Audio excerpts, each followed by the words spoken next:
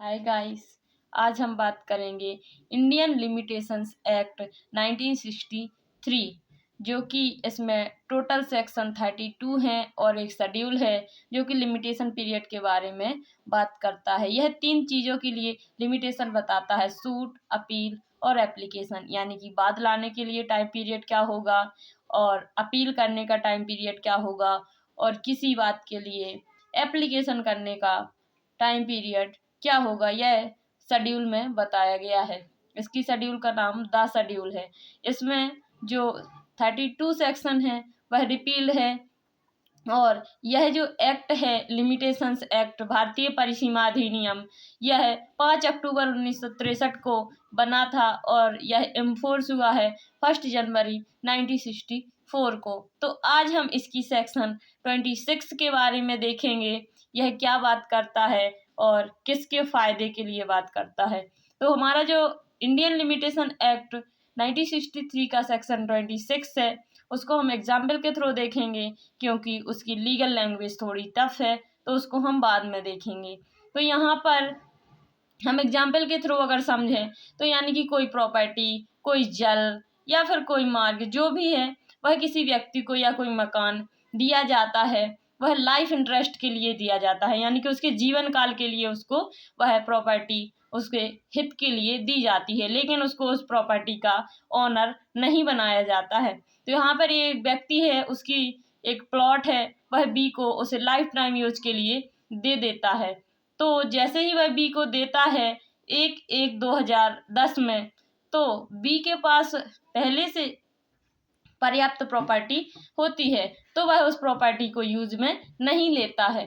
जैसे ही वह बी को 1/1/2010 में दी जाती है लेकिन वह यूज में नहीं लेता है, तो उसके जो प्लॉट ए का था, जो बी को उसने दिया था, तो उसी के बगल में एक सी का भी प्लॉट था।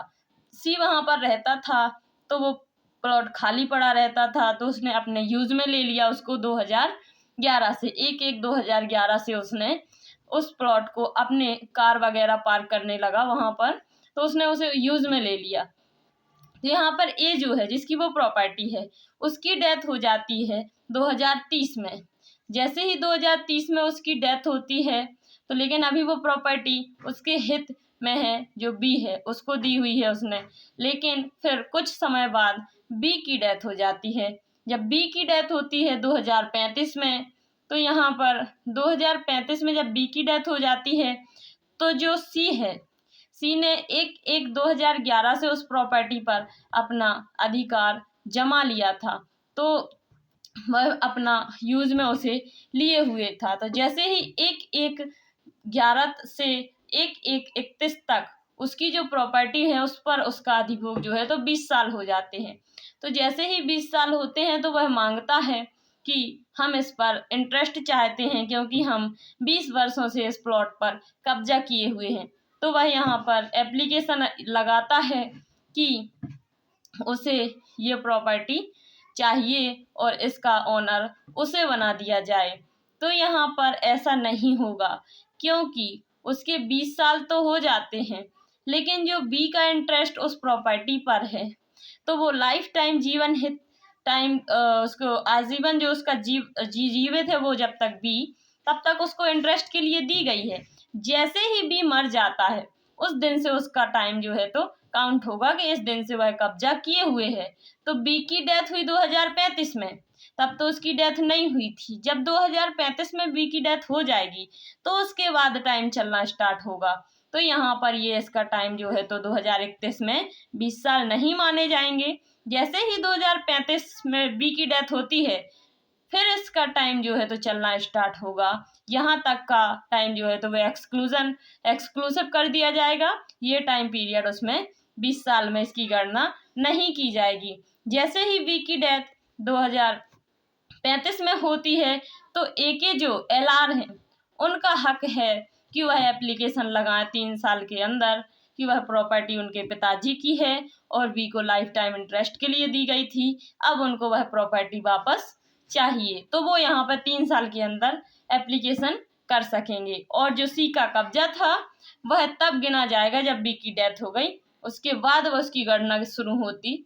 यहाँ पर उसको 2031 में उसके 20 साल की गणना जो वो कर रहा था उसका एक्सक्लूजन कर दिया जाएगा। यही बात करता है हमारा सेक्शन 26 भारतीय परिसीमा अधिनियम। इसमें आपने इजी लैंग्वेज में इसको देख लिया, एक बार हम इसकी डायरेक्ट की लैंग्वेज देख लेते हैं जिससे थोड़ा और क्लियर हो जाएगा। इसमें लिखा है अनुशोभी संपत्ति के उत्तर भोगी के पक्ष में अपवर्जन। तो यहाँ पर लिखा है कि जो अनुशोभी संपत्ति है उसका जो उत्तर भोगी है उसके पक्ष में इसका अपवर्जन हो जाएगा टाइम पीरियड का। तो यहाँ पर जहाँ कोई भूमि या जल जिसके ऊपर या जिससे कोई सुखाचार उपभोक्त या व्युत्पन्न किया गया हो, यानी कि कोई भूमि या जल जिसमें कि या जिसके ऊपर वहां पर कोई सुखाचार उपभोक्त या व्युत्पन्न उससे कोई सुखाचार उत्पन्न हुआ हो, तो किसी आजीवन हित के अधीन या आधार पर इतनी अवधि पर्यंत जो उसके अनुदत्त किए जाने से 3 वर्ष से अधिक हो, यानी कि या तो वो आजीवन अवधि के लिए हो, अधीन इस अवधि के अधीन आजीवन हित के लिए जो 3 वर्ष से अधिक धारित रहा हो, वहां ऐसे सुखाचार का उपभोग जितने समय तक ऐसे हित अवधि के चालू रहने के दौरान हुआ हो उतना समय 20 वर्ष की कालावधि की संगणना में उस दशा में अपवर्जित कर दिया जाएगा। यहाँ पर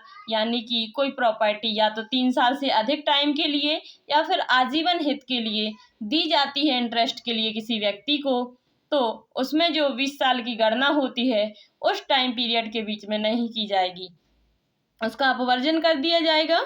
जिसमें उस पर के दावे का प्रतिरोध ऐसे हित या अवधि के पर्यवसान के अव्यवहित पश्चात 3 वर्ष के अंदर, अब उसमें लिखा है कि जिसमें उस पर ऐसे दावे का प्रतिरोध ऐसे हित या अवधि के पर्यवसान ऐसे इंटरेस्ट का या ऐसी जो टाइम है उसके समाप्त होने के अव्यवहित पश्चात बाद 3 वर्ष के बाद अंदर ऐसे व्यक्ति द्वारा किया जाए जो ऐसे पर्यवसान पर उक्त भूमि या जल का हकदार हो। यानी कि अगर ए जीवित रहता तो वह जैसे ही बी की डेथ हो जाती तो 3 साल के अंतर्गत वह सूट कर सकता था कि हमारी प्रॉपर्टी अब हमें वापस दी जाए, हमने बी को लाइफ टाइम के लिए दी थी, अब उसकी डेथ हो चुकी है और यहाँ पर ए की डेथ जो कि बी से पहले ही हो चुकी थी तो उसके LR यहाँ पर हकदार है उसकी प्रॉपर्टी के, तो वो एप्लीकेशन करेंगे कि हमारे पिताजी ने इसको बी जो है इन्हें ये प्रॉपर्टी आजीवन हित के लिए दी थी, अब जैसे ही उनकी डेथ हो गई है तो हम इस प्रॉपर्टी को चाहते हैं।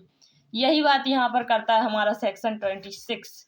Thank you everyone. I hope आप सबको समझ में आई होगी section 26 Indian limitations act 1963। Thank you for watching.